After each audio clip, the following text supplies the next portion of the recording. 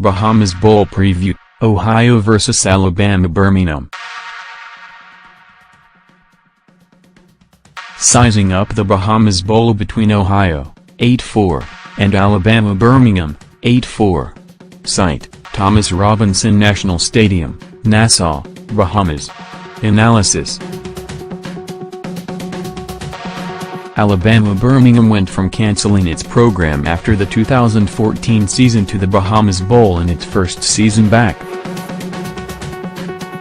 Not only did the Blazers come back roaring with their first winning season since 2004, they cranked up their first 8-win campaign since joining the Division I Football Bowl subdivision ranks in 1996.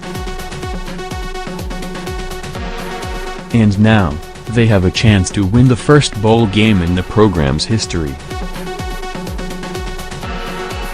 So how'd they do it? The running game was solid, the secondary made a slew of big plays, and they owned third down conversions, 47.6, the best in Conference USA. They beat almost all of the teams they were supposed to get past, save for an inexcusable mid-season hiccup against a bad Charlotte squad looking like a team that was happy to be playing again. More, College Football Bowl schedule for 2017-18. More, Georgia's Chuba's unfairly overlooked superstar. One of the Mid-American Conference's best teams, Ohio, handed Toledo one of its two losses in the regular season, and it seemingly had the East Division in their bag before it was upset by Akron and Buffalo. The Bobcats held opponents to 111.4 rushing yards per game, best in the MAC. The offensive line was a killer and the offense was balanced and effective, 38.9 points per game, second in the MAC. Pounds Quentin Poling, Ohio, one of the MAC's best linebackers over the last few seasons. He led the team with 102 tackles, 5.5 sacks and 12.5 tackles for loss. He's the heart and soul of the run defense, coming up with 19 tackles against Massachusetts. Once he starts getting into the backfield, he can change a game.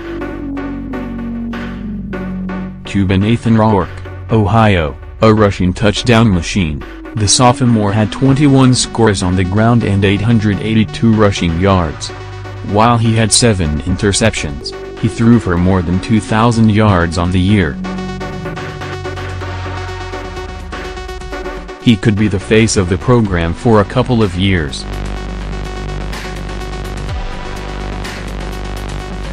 RB Spencer Brown, the program that produced Jordan Howard found another big, strong workhorse back. He came up with 1,292 yards and 10 scores, carrying the offense at times over the second half of the season. The 6'0", 235-pounder takes the pressure off of everyone else, good for at least 20 carries and 100 yards when he gets into a groove. He rushed for 100 or more yards 6 times and 150 or more 4 times.